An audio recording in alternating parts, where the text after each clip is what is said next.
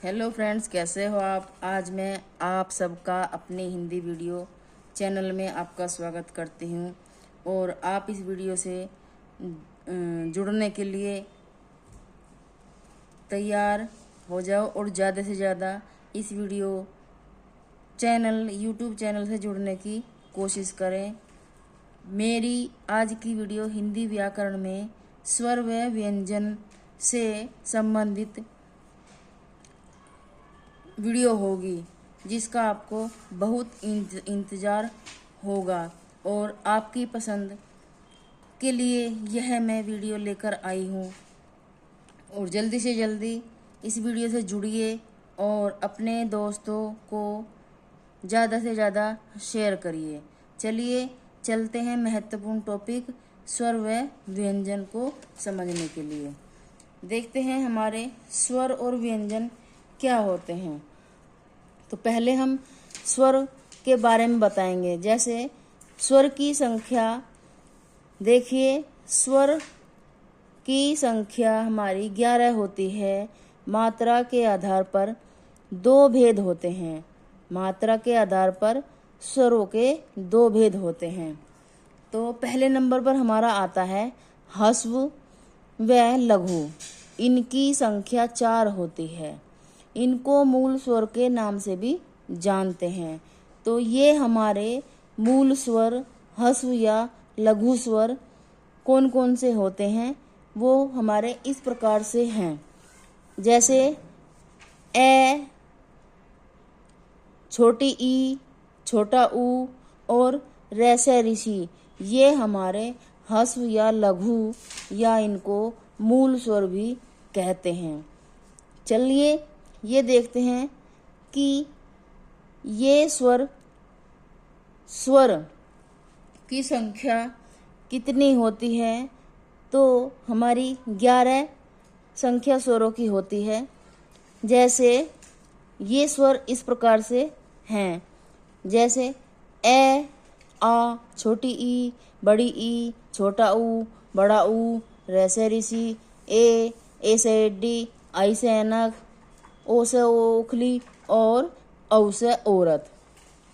इसके साथ साथ हम ये भी बताते हैं कि ये एक मात्रिक स्वर होते हैं।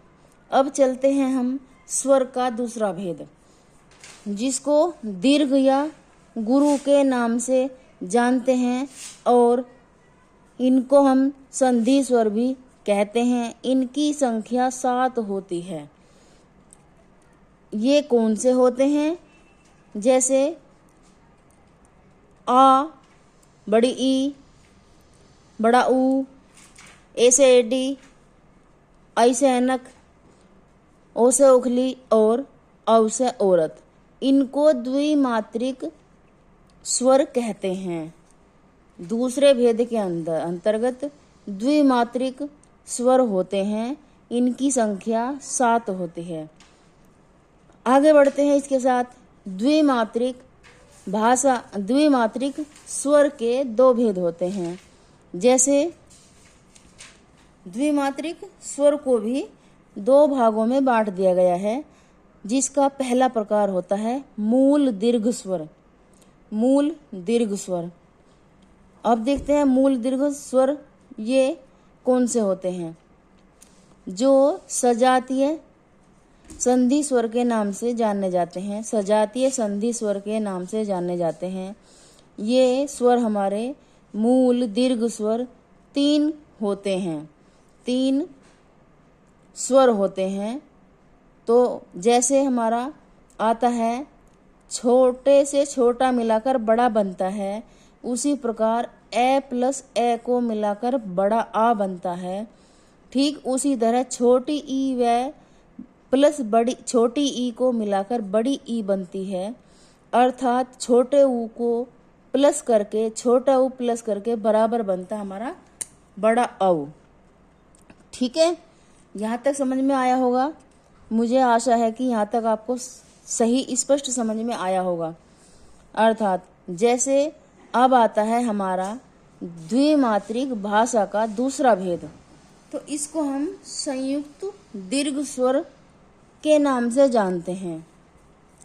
अच्छा, आपने एक बात देखी होगी कि मूल दीर्घ स्वर में सजातीय स्वर होते हैं और संयुक्त दीर्घ स्वर में विजातीय संधि स्वर होते हैं, जिनकी संख्या 4 होती है।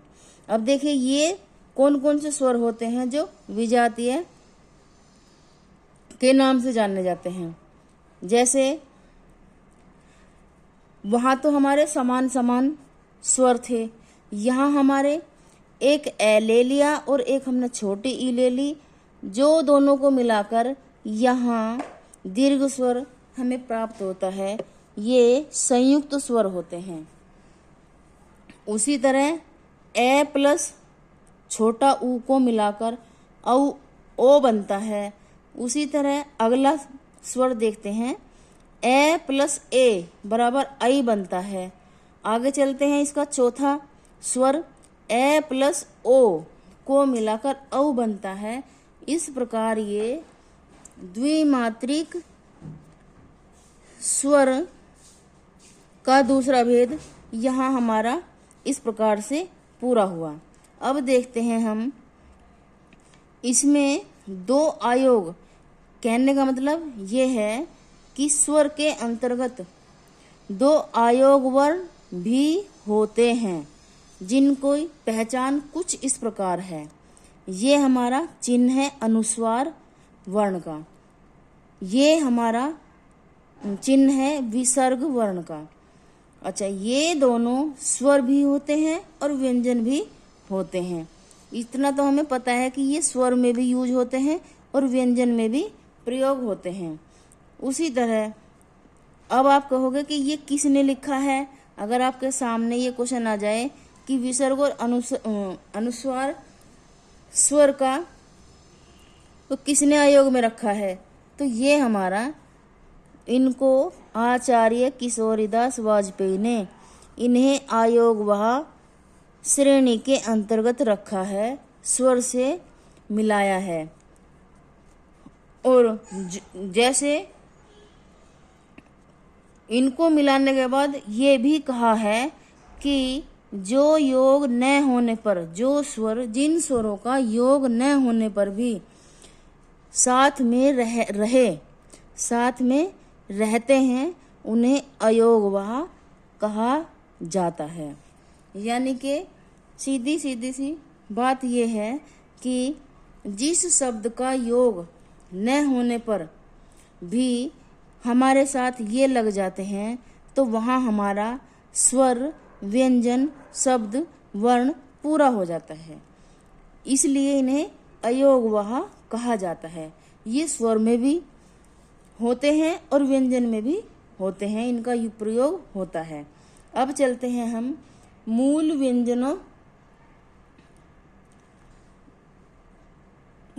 व्यंजनों की संख्या। अब देखिए यहाँ तक हमने स्वर को कंप्लीट किया है। अब देखते हैं हम व्यंजन कौन कौन से होते हैं। मूल व्यंजन, अच्छा जी, यहाँ देखिए हम पहले तो हम वर्ग के नाम से जानेंगे मूल व्यंजनों के कौन कौन से वर्ग होते हैं। उसके बाद हम देखते हैं ये वर्ण, इन वर्णों के नाम क्या क्या होते हैं जो हमारे मूल व्यंजन होते हैं। अगला देखते हैं हम व्यंजन वर्ण। वे व्यंजन कौन से होते हैं जिनको हम वर्ण कहते हैं। वे व्यंजन वर्ण के नाम से जान जाते हैं, वे वर्ण कौन कौन से होते हैं। अब देखिए यहाँ हमारी संख्या है कि ये कितने होते हैं। अब चलते हैं हम आगे। हर वर्ग की संख्या 5 होती है, अर्थात इनको हम स्पर्श व्यंजन भी कहते हैं। एक क्वेश्चन हमारा यहीं से ही कंप्लीट हो जाता कि इन मूल व्यंजनों की संख्या 25 होती है और इनको हम स्पर्श व्यंजन के नाम से भी जानते हैं और ये स्पर्श व्यंजन भी होते हैं। आगे चलते हैं हमारा वर्ग के नाम से। कै वर्ग होता है, वर्ग के नाम से वर्ग का नाम क्या होगा, तो ये वर्ग का नाम हमारा कै है, कैसे। अब आ गया हमारा वर्ण। वर्ण होता है हमारा कै वर्ग हमारा कंठीय वर्ण के नाम से जाना जाएगा। उसी प्रकार अब देखिए ये व्यंजन कौन कौन से होते हैं। हमारा कै होता है, ख होता है, ग होता है और घ होता है और अड़ा खाली होती है। उसके बाद अगला वर्ग आता हमारा च वर्ग। तीसरे नंबर का होता है हमारा ट वर्ग। चौथे नंबर का हमारा होता है त वर्ग। पांचवें नंबर का होता है हमारा प वर्ग। अच्छा, क वर्ग कंठ से बोला जाएगा, च वर्ग तालव्य से बोला जाएगा, तालु से बोला जाएगा, ट वर्ग मूर्धा से बोला जाएगा, त वर्ग दंत्य से बोला जाएगा, प वर्ग ओष्ठ होठों से बोला जाएगा। तो अब हम देखते हैं कि च वर्ग के कितने वर्ण होते हैं और कौन कौन से होते हैं। च से लेकर अय तक के ये सब तालु वर्ण के नाम से जाने जाते हैं। ट वर्ग हमारा आता है मूर्धा, जो ट से लेकर अन तक मूर्धा वर्ण के नाम से जाना जाता है। इस अगला है हमारा त वर्ग, जो दंतीय वर्ण के नाम से जाना जाता है। ठीक उसी प्रकार प वर्ग भी ओष्ठीय वर्ण के नाम से जाना जाता है। इस प्रकार इन सब की संख्या हर वर्ग की 5 5 5 5 5 टोटल हो गया हमारा 25। इस प्रकार मूल व्यंजन कह दो चाहे स्पर्श व्यंजन कह दो, संख्या इनकी 5 ही होती है। इस प्रकार इन स्पर्श व्यंजनों के साथ साथ ये अंतस्थ वर्ण भी स्वर व्यंजन वर्ण के अंतर्गत आते हैं। जैसे य, रे, व, ल, इनकी संख्या 4 होती है। इससे आगे देखते हैं, खूब अच्छे से याद करना अंतस्थ वर्णों की संख्या कितनी होती है और ये वर्ण कौन कौन से होते हैं। जैसे य, रे, व, ल संख्या होगी हमारी बराबर 4। उसके बाद आते हैं हमारे ऊष्म शब्द कौन कौन से होते हैं, ऊष्म वर्ण कौन कौन से होते हैं। तो ऊष्म वर्ण हमारे तीनों से प्लस है मिलाकर इनकी संख्या भी 4 होती है। तीनों से मिलाकर पेटपटा से और प्लस है मिलाकर इनकी संख्या भी 4 होती है। तीनों से और है को मिलाकर ये ऊष्म व्यंजन होते हैं। अब आता है हमारा संयुक्त वर्ण कौन कौन से होते हैं। संयुक्त वर्ण में हमारा अक्षय आ जाएगा, ये त्र त्रिशूल आ जाएगा, ग ज्ञानी आ जाएगा और श्र श्रमिक आ जाएगा। इनकी संख्या भी 4 होती है। इस प्रकार इसमें 2 वर्णों को और जोड़ दिया जाता है, जिसको उत्सिक्त या फिर द्विगुण व्यंजन के नाम से जानते हैं। अगर आपसे पूछा जाए कि द्विगुण व्यंजन या वर्ण कौन से होते हैं या फिर उत्सिक्त व्यंजन या वर्ण कौन से होते हैं, तो आपको सटीक आंसर यहाँ ड और ढ इनकी संख्या 2 होती है। इस प्रकार अब हम इन सब का टोटल करके स्पर्श व्यंजन मूल व्यंजनों का टोटल करके इनकी कुल संख्या 39 होती है। कुल संख्या मूल व्यंजनों की संख्या 39 होती है। कुल स्वरों की संख्या इन व्यंजनों के साथ साथ स्वरों की संख्या भी हम जोड़कर इनकी संख्या 11 होती है और 2 हमारे अयोग वर्ण हो जाते हैं, जो जिनका टोटल करने के बाद हमारा 52 वर्ण हमारे होते हैं। मूल व्यंजन 52 होते हैं जो मूल वर्णों के नाम से जाने जाते हैं। इसके साथ मैं इस वीडियो को यहीं पर समाप्त करती हूँ और आपसे आशा करती हूँ कि आप मेरी इस वीडियो को ज़रूर देखेंगे और वीडियो से जुड़ेंगे और आप अपने दोस्तों सभी दोस्तों को आप शेयर जरूर करेंगे। इसलिए मैं आपको धन्यवाद करती हूँ।